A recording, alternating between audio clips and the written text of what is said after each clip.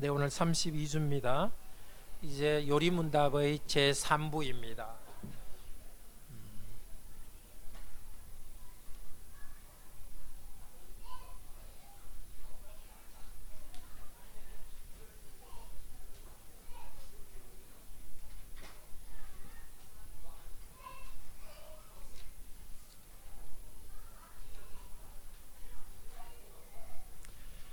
네, 127페이지 문답하겠습니다. 우리의 공로가 조금도 없이 그리스도로 말미암아 오직 은혜로 우리의 죄와 비참함으로부터 구원을 받았는데 우리는 왜 또한 선행을 해야 합니까?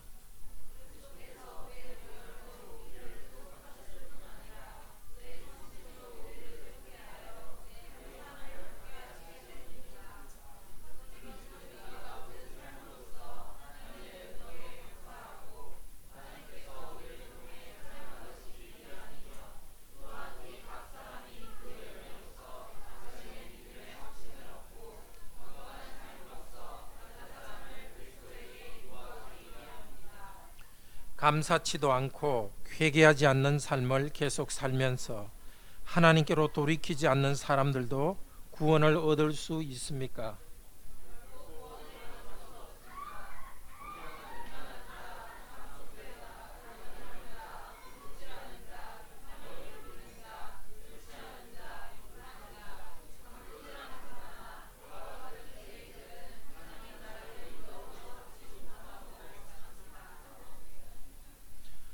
네, 요리문답이 3부로 이루어져 있죠. 1부에서는 우리의 무엇과 무엇에 대해서 배웠습니까? 죄와 비참. 2부에서는 우리의 2부는 우리의 구원에 대해서 배우죠. 3부에서는 이제 감사에 대해서 배웁니다. 영어로 말하자면 1부는 guilt, grace and gratitude. 이렇게. 자, 3부에서 이제 배웁니다. 우리의 구속에 관해서는 사도신경을 가지고 공부했습니다. 기억하시죠? 그러니까 사도신경은 성경을 아주 축약한 내용인데 그 사도신경을 가지고 다시 성경을 좀 풍요롭게 깨우면서 공부한 것이 우리의 구원에 관해서 공부했습니다. 삼위일체 하나님, 성부 하나님, 성자 하나님, 성령 하나님의 순으로 배웠습니다. 이제 감사에 대해서는 손발로 하는 것은 무엇으로 배우겠습니까? 우리 행동으로 하는 감사는 십계명을 통해서 배우겠죠. 그리고 우리의 입술로 하는 감사는 주기도문을 통해서 배웁니다. 그러니까 요리문답은 전체로 봐서 사도신경, 십계명, 주기도문을 통해서 요약된 성경의 가르침을 조금 더 이렇게 풍요롭게 배우는 것이라 할 수 있습니다. 자, 우선 우리가 왜 선행을 행해야 됩니까? 우리가 공로가 있다고 해서 구원받는 것도 아닌데 공로가 없더라도 구원받는데 굳이 왜 선행을 해야 됩니까? 첫 번째 이야기하는 것은 우리의 구원에 대해서 보혈로 구속했을 뿐만이 아니라 성령님을 통하여서 우리 형상을 닮게 하시기 때문입니다. 이 구원의 두 가지 측면입니다. 보혈로 구속하고 성령으로 형상을 닮게 합니다. 오전에 성경 공부하면서 말씀드렸죠. 제사장을 우임할 때에 피로서 씻고 기름으로 거룩하게 한다 그랬죠. 우리의 구원도 그렇습니다. 그리스도의 피로서 지용수 받고 성령님을 통해서 우리가 거룩한 사람으로 변화되어가는 과정에 들어와 있습니다. 그렇기 때문에 당연히 성령님을 통한 새롭게 되면서 우리는 감사와 거룩한 삶을 삽니다. 그러면 우리가 선행을 해야 될 이유는 무엇인가? 세 가지를 이야기하는데요. 첫째로 하나님과의 관계에서 선을 행함으로써 하나님께 감사하고 하나님이 찬양받도록 하는 것입니다. 하나님과 관계에서. 두 번째는 선행을 통해서 자신의 믿음의 확신을 얻습니다. 내가 그리스도를 나의 주로 고백하는 것이 가장 확실한 근거지만은 내가 선행이란 열매가 나올 때 과연 내가 구원받은 사람이구나 그것을 확신할 수 있습니다. 셋째로 다른 사람과의 관계에서 다른 사람을 그리스도께로 인도할 수 있습니다. 그러니까 선행은 하나님과의 관계, 나 자신에게, 또 이웃과의 관계에서 유익이 있습니다. 이 교제를 통해서 다시 계속합시다. 그리스도와 연합의 결과로서 선행을 합니다. 은혜로 구원받았으니 율법은 지킬 필요가 없다. 선행은 행할 필요가 없다. 이렇게 생각하는 것은 잘못입니다. 사실 한국의 많은 교인들이 이렇게 잘못 생각해서 삶이 정말 이상하게 되는 그런 교인들이 많습니다. 아니면은 구원은 은혜로 얻었고 그 다음에 그 뒤에 선행은 내 힘으로 한다. 그런 것도 또 인간 공덕을 의지하는 경향이 있습니다. 성경에서는 선행을 뭐라 하느냐면 열매라 합니다. 열매.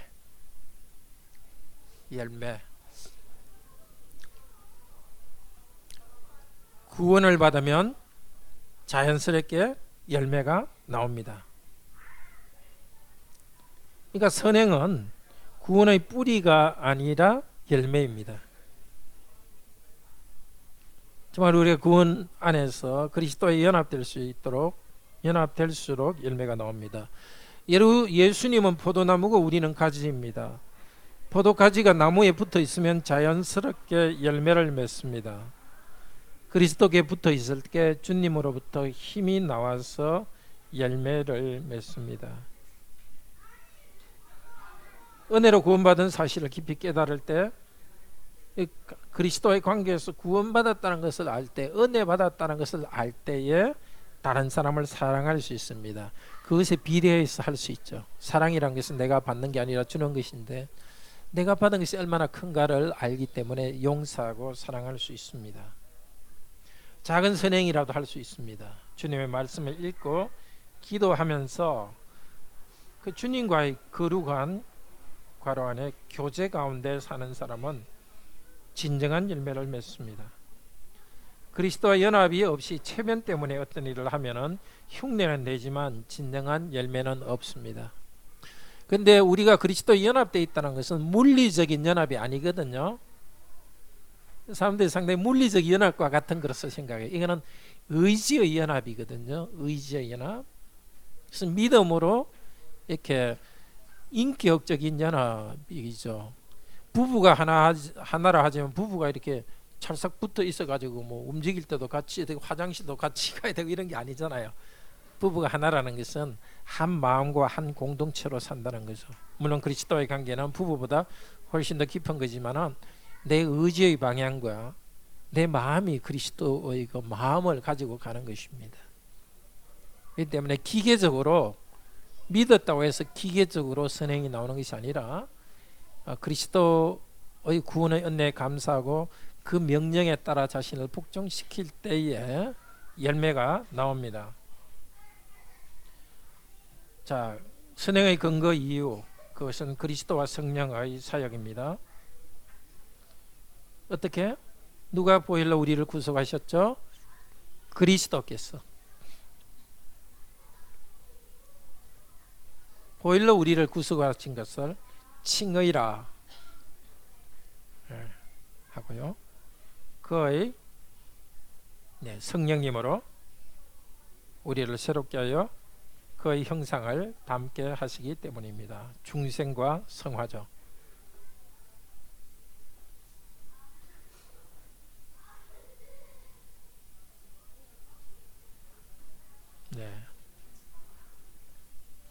성도의 구원의 삶은 칭의와 중생과 성화입니다. 그래서 성령님의 사역 때문에 우리는 어려운 열매를 맺습니다. 세례와 성찬에서도 그리스도의 피의 죄사함과 성령님의 새 생명 주심을 경험합니다. 세례와 성찬에서 일어난 일이 삶에서도 일어납니다. 첫째로 그리스도의 피로 죄사함 받을 때 구원의 확신에서 오는 기쁨이 있습니다. 여러분은 이 기쁨이 있습니까? 죄인인 여러분의 죄가 항상 그리스도에서 용서받고 양심의 평화를 누린다는 이 기쁨 정말 계속해서 여러분에게 있기 바랍니다. 정말 여러분이 의로운 사람으로 살아가야 되지만 아무리 의롭더라도 죄의 부분이 있기 때문에 그 죄의 부분을 내가 그냥 부둥켜 안고 죄책감에 놔둔 것 떨어지는 것이 아니라 오히려 그리스도께 맡기면서 계속 마음이 가벼워지는 그런 은혜 있기 바랍니다. 첫사랑의 간격은 기억에만 있는 것이 아닙니다. 계속되는 은혜가 체험되어야 합니다. 사랑에서 성장이 있는 것이 정상입니다. 은혜 가운데 자라지 않으면 구원의 확신도 흔들립니다. 자, 죄용서의 은혜 가운데서도 성장해야 됩니다. 죄용서의 확신 한 번이 아니라 매일 확신되고 그런 것들 더 깊은 믿음으로 뿌리 내리기 바랍니다. 두 번째, 그리스도는 골고다에서 십자가에 죽으시면서 우리 죄를 용서하셨습니다. 그렇지만 이제는 더 이상 골고다에 계시지 않고 부활 승천하여 하늘에 계십니다. 하늘에서 우리에게 성령님을 보내주셨습니다. 하늘에서 말씀과 성령으로 우리를 다스리고 계십니다. 그래서 무엇으로? 성령으로 우리에게 예수님의 보혈로 죄 용서 받는다는 것도 알게 합니다. 우리의 구원도 사실 성령, 죄에 대한 깨달음도 그 죄 용서에 대한 확신도 성령께서 일하시기 때문입니다. 또 성령께서 우리를 새롭게 하시고 그리스도의 형상으로 닮게 하십니다. 고린도후서 3장 18절 읽읍시다. 주의 영광을 보매 저와 같은 형상으로 화하여 곧 주의 영으로 말미암음이라. 우리 주님의 영광을 보고 점점 주님과 같은 형상으로 변하고 그것은 주님의 영 성령님을 통했습니다. 여기 주님의 영광을 본다는 것은 고린도후서 3장 맥락에서 보면 하나님의 말씀입니다. 말씀을 이렇게 우리가 거울같이 희미하지만은 이렇게 말씀을 볼 때에 말씀 가운데서 수건을 벗은 얼굴로 보는 것처럼 말씀을 바로 바라볼 때 구약보다는 훨씬 선명해진 우리의 구원에 대한 말씀을 읽을 때에 성령께서 일하셔서 그리스도의 형상으로 우리가 점점 자라게 됩니다. 그리스도의 형상을 담는 것에서는 자질을 키우는 것보다도 사명 혹은 직분을 다하는 것입니다. 그러니까 그리스도의 형상은 추상적인 것이 아니라 구체적으로 나에게 주신 사명을 다하는 가운데 형상이 되어갑니다. 뭐 성품, 자질 그런 것들이 내면적인 것이 있죠. 그렇지만 외면적으로 구체적으로 직분을 다하는 것입니다. 하나님은 사람을 창조할 때 하나님의 형상으로 창조하여서 땅을 다스리고 정복하는 일을 맡기셨습니다. 종말에 성령께서는 우리를 부활하게 하여 그리스도의 완전한 형상으로 회복하게 될 것입니다. 자, 창조 그리고 완성됨 그 사이에 사는 우리들에게 중간 시대를 사는 우리들에게 성령님은 우리가 사명을 다하고 선행을 하면서 그리스도의 형상으로 회복되게 해주십니다. 완성을 향해서 우리는 나아갑니다. 선행의 세 가지 목적 아까 이야기했죠. 첫째는 누구께 감사하고 영광? 네, 하나님께 감사하고 영광을 돌리기 위함입니다. 자, 파란색 읽읍시다. 우리가 모든 삶으로서 하나님의 은덕에 감사하고 하나님께서 우리를 통해 찬양받으시기 위함입니다. 감사드리고 하나님이 우리를 통해 찬양받는 것. 그래서 선행을 합니다. 로마서 12장 1절 읽읍시다. 너희 몸을 우리 몸을 하나님이 기뻐하시도록 삶 전체를 드립니다. 자, 마태복음 5장 16절 또 읽읍시다. 네 빛을 사람 앞에서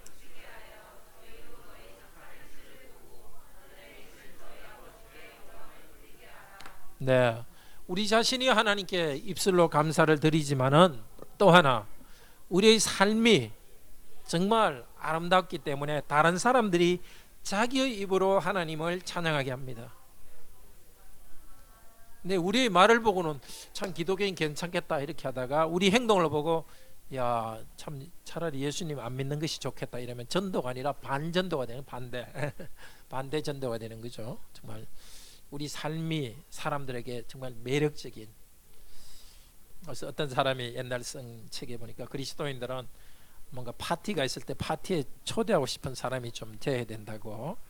뭐 사람들이 나쁘게 하는 걸 우리가 따라할 이유는 없지만 우리가 정말 삶이 다른 사람이 볼 때 매력적인 그런 삶이 되어야 되겠죠.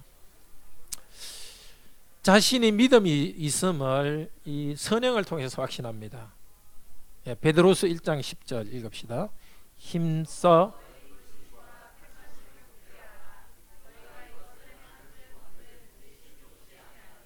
예, 하나님이 부르시고 택하신 것은 하나님에 속해 있는데 우리가 어떻게 알아요? 부르심과 택하심. 첫째는 우리가 고백하는 것이죠. 이 신비하게 보이지 않는데 예수님은 나의 주님이라고 이렇게 고백이 됩니다. 이것이 가장 확실한 증거죠. 또 하나 우리가 구원받은 사람의 증거는 하나님이 우리를 부르시고 택했다는 것의 증거는 하나님이 원하시는 어떤 선한 행위를 하는 것을 보고서 내가 택함 받았다는 것을 알 수 있습니다. 선택받았다는 확신은 엄청 빠르다. 누가 봐줘야 되는데 지금 안 봐줘가지고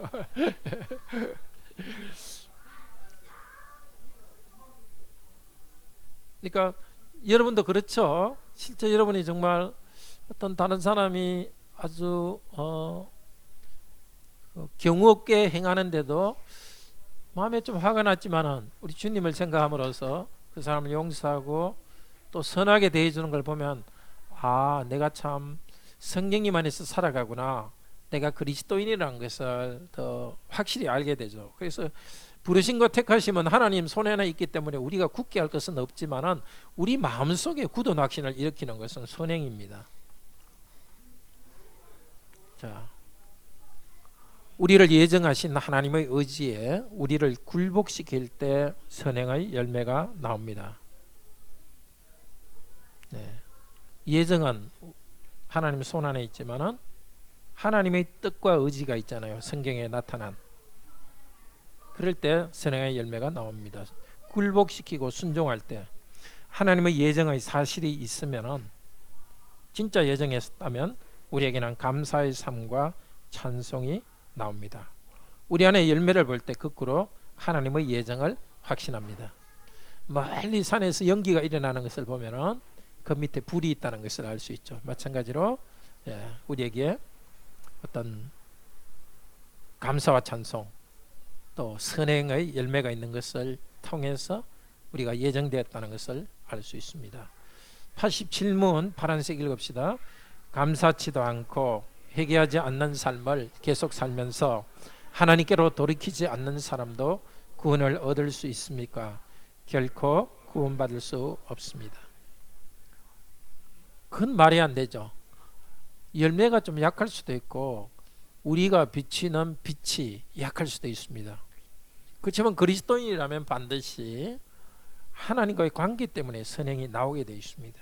그런 선행이 없는 사람은 구원받은 사람이라 할 수 없습니다. 열매가 없으면 하나님께로 다시 돌아가야 됩니다. 조심해야 되겠습니다. 자, 선행의 세 가지 목적. 하나님께, 자신에게, 셋째는 다른 사람을 그리스도에게로 인도합니다. 바른 삶을 살 때 다른 사람이 질문하게 됩니다. 너희 속에 관한 소망에 관한 이유를 묻는 자들이 생깁니다. 말로만 전도하지 않고 행동으로 전도합니다. 베드로전서 3장 15절은 너희 속에 소망에 관한 이유를 묻는 자들에게 대답할 것을 준비하라 이렇게 하는데, 보통 이것을 어떤 전도할 내용을 잘 이렇게 암기해 가지고 전도할 내용을 준비하라 이렇게 하는데요. 그건 당연히 해야 됩니다. 우리는 사람들이 물을 때 예수님은 누구신지, 우리가 죄인이고 이런 것을 해야 됩니다. 그렇지만 여기 베드로전서 본문의 뜻은 아닙니다. 그건 다른 성경에서 말하고, 이 베드로전서의 본문은 앞뒤 문맥에 보면은 선한 양심을 이야기하고 우리가 행하는 선한 행실들이 증거입니다. 우리가 믿는 바에 대해서 우리가 쭉 이야기할 때 봐라, 우리 가정에 이렇게 어려운 힘을 겪었지만 이렇게 일어날 수 있는 것은 믿음 때문에 가능했다, 이렇게 말할 수 있는 거죠. 우리의 삶의 열매가 전도의 재료가 됩니다. 구원과 감사, 우리는 범사에 삼위일체 하나님 안에서 감사합니다. 감사하지 않는 사람은 구원받을 수 없습니다. 감사하지 않는 것은 죄입니다. 자꾸 감사의 습관을 들여야 되겠습니다. 로마서 1장 21절에는 하나님을 알되 감사하지 않는다고 불신자에 대해서 이야기합니다. 모든 사람은 그 양심적에 하나님이 살아계신다는 어렴풋한 지식이 있습니다. 하나님이 살아계신다는.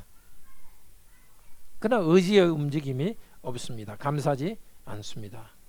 모든 일에 감사하는 것은 하나님의 뜻입니다. 데살로니가전서 5장 18절 다 외우고 있죠? 항상 기뻐하라. 외웁시다. 시작. 항상 기뻐하라. 쉬지 말고 기도하라. 범사에 감사하라. 이는 그리스도 예수 안에서 너희를 향하신 하나님의 뜻이니라. 하나님 뜻이 무엇일까 궁금할 때가 있죠. 과연 이 순간 하나님 뜻이 무엇일까? 제일 처음 해야 될 일은 기뻐하고 감사하는 일입니다. 뭐 무슨 일이든지 도대체 직장 어느 직장 가야 될지, 데이트하는 사람 후보가 2명인데 어느 사람하고 먼저 시도해야 될지, 그럴 때 고민하기 전에 먼저 항상 기뻐하고 기도하고 감사하는 거.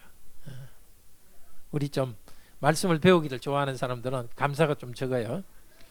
오히려 좀 성경 말씀을 좀 적게 배운 사람은 좀 단순하게 감사하는 경향이 있는데, 말씀을 배운 사람들은 너무 머리가 복잡해져 가지고 자꾸 좀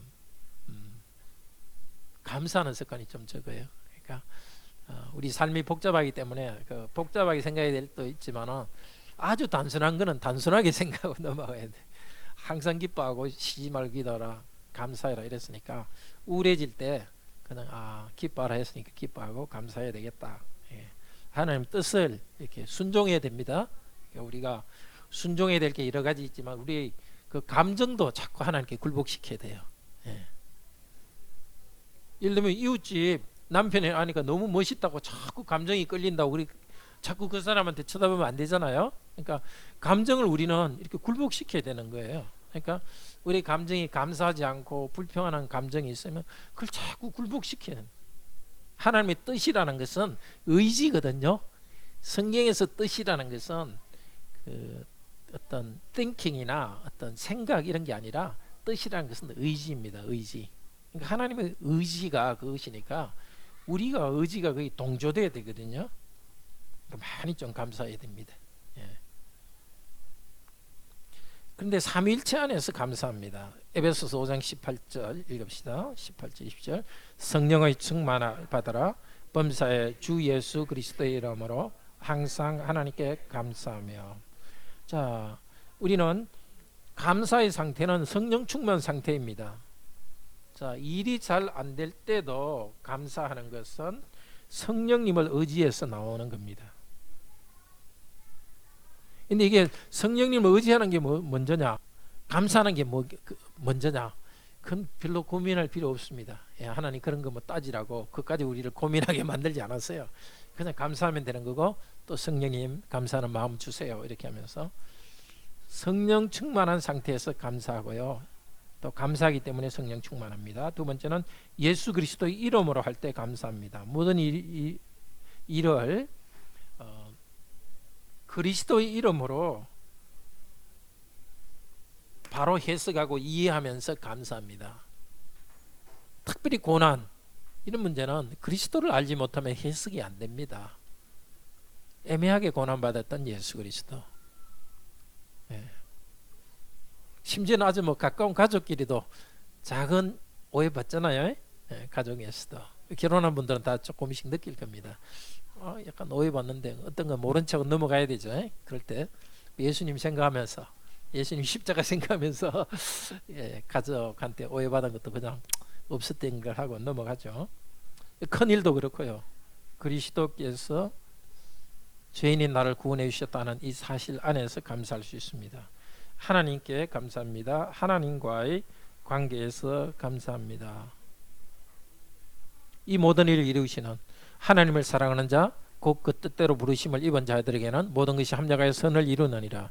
하나님께서 섭리 가운데 일하시기 때문에 이 사태가 어떻게 되는지는 정확히는 알지 못하지만은 하나님께 감사하는 겁니다. 관계 때문에 감사하는 거지 상황이 이렇게 되고 이렇게 되고 상황이 호전됐기 때문에 감사하는 것이 아닙니다.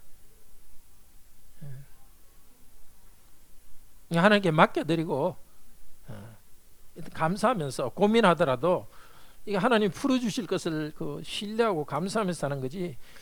이거 안 풀리면 내 인생 끝장이다. 특히 뭐 직장 시험이나 대학 입시 이런 거 볼 때 이거 안 되면 나는 인생 끝장이다. 이런 식으로 그리스도인은 하지 않는 거죠. 하나님이 섭리 가운데 돌보시니까 정말 이 중요한 일 주님께서 함께 하시니까 열어주실 것이고, 만약에 안 되면 주님께서 더 좋은 길이 있을 테니까 그런 편안한 마음으로 무슨 일이든지 합니다. 우리는 하나님과의 관계가 아니라 사람과의 관계가 아니라 하나님과의 관계에서 감사합니다. 다른 사람과 비교하면서 감사하는 경향이 많아요. 본능적으로 그렇습니다. 예. 우리 애들 참 잘 키웠다 이러다가 오랜만에 10년 만에 친구 만났는데 그 집에는 더 이렇게 외국에 유학 가가지고 잘 돼 있다든지, 나도 열심히 잘했다 이랬는데 오랜만에 친구 만났는데 너무 좋은 직장에 있다든지, 이렇게 다른 사람과 비교해서 나는 잘한다 생각하다가 더 좋은 사람 만나면 갑자기 불행해지는, 이게 우리의 그 마음이거든요. 우월감, 열등감, 또 우월감, 열등감, 이렇게 롤러코스터 타는데 그 마음속에는 비교의식뿐만이 아니라 인정을 너무 바라기 때문입니다. 그러니까 이런 걸 포기할 필요가 있죠. 사람과의 관계에서 우리 인생을 보지 않고 하나님과의 질대적 관계에서 우리는 생각해야 됩니다. 하나님이 인정하면 오케이. 죄인이 나를 어렵다 하셨으니까 사람들이 인정 안 해도 오케이. 하나님에 대한 바른 신앙이 있을 때 우리는 항상 감사할 수 있습니다. 하나님은 변하지 않으니까. 자, 교회 안에서도 마찬가지입니다. 교회 안에서도 우리가 서로를 비교하면은 좀 불행해질 수도 불행해지죠. 교회 안에는 다양한 사람이 조화를 이루며 살아갈 때 하나님 나라가 나타납니다. 복음 이외의 것들은 획일화하지 말아야 됩니다. 특히 저는 목사로서 우리 교회 성도들이 하여튼 획일화되지 않도록 항상 마음속에 좀 주의를 하고 있습니다. 아주 교육을 적게 받은 초등학교도 제대로 교육받지 못한 분도 있고 아주 박사학위를 한 분도 있고, 그냥 그분들 자기들 맞게 많이 읽을 수 있는 사람은 많이 읽고 적게 읽을 수 있는 사람은 적게 읽고 자기들 상황에 맞게 주님을 알아가면 되거든요. 자, 직업도 우리는 다른 것이 좋고요. 또 삶의 스타일도 다르고, 저녁에 일찍 자는 사람, 저녁에 늦게 자는 사람, 물론 너무 늦게 자가지고 예배 넣는 거는 좀 곤란하지만 자녀 교육 방식, 특히 이제 여러분이 이제 그 가정을 두게 되면 자꾸 이렇게 다른 아이들과 말은 안 해도 이렇게 비교되거든요. 그러니까 어떤 아이들은 암기를 잘해가 잘할 수 있고 어떤 애들은 암기를 잘 못할 수도 있는데, 그냥 전체적으로 하나님을 알아가면 되는 거지 작은 거 하나까지 이렇게 비교할 필요가 없습니다. 오히려 다양한 것을 감사해야 됩니다. 영어로 celebrate difference, 차이를 뭔가 좀 축하하는 거. 오히려 우리가 차이가 있기 때문에 교회가 좀 조화롭게 되어 가잖아요. 마찬가지입니다. 남과 나를 또 똑같이 만들려고 하는 것도 옳지 않습니다. 이거는 성경에 여러 군데서 가르치는 겁니다. 각각 양심에 확정한 대로 하라. 성경이 허용하는 테두리에서는 각각 자유롭게, 또 각각 자기 은사와 재능대로 좀 자유롭게 살아가고 그것을 존중하기 바랍니다. 우리 한국 교회에 조금 그런 문제가, 교회가 너무 친한 것은 좋은데 교회 안에서 뭔가 획일화돼 가지고 똑같이 되려고 하고 또 자꾸 다른 사람 이렇게 어떻게 생각할까 하는 것은 정말 좋지 않습니다. 정말 우리 교회는 다양하게 좀 다르게 그렇게 했으면 좋겠습니다.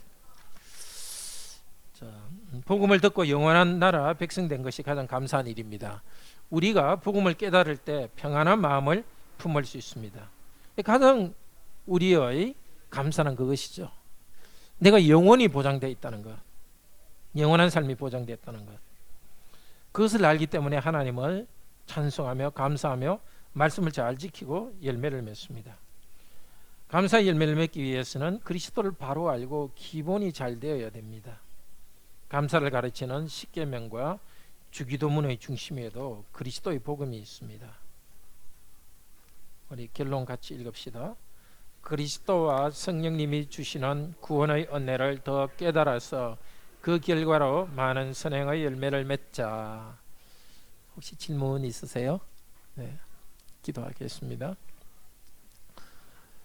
우리의 삶이 하나님의 손 안에 있음을 감사합니다. 하나님을 사랑하는 자에게는 모든 것이 합력하여 선을 이룬다고 말씀하셨으니까 어떤 삶의 순간에도 우리의 모든 일을 하나님께 맡기고 신뢰하며 감사할 수 있도록 도우소서. 우리가 가장 감사할 이유는 죄인인 우리들을 위해서 그리스도께서 죽으시고 부활하셔서 이제 그리스도를 믿음으로써 하나님 아들 딸 된 것입니다. 영원한 천국으로 향해 나가고 있고 이 땅에서도 아버지의 손길로서 우리를 보호하시고 제 용서의 기쁨과 또 성령님 안에서 거룩하게 변화되는 것, 이것이 우리의 가장 큰 감사입니다. 또 우리가 삶을 통해서 하나님께 감사드리게 하여 주소서. 입술로 하나님을 감사드릴 수 있도록 도우소서. 주 예수 그리스도 이름으로 기도드립니다.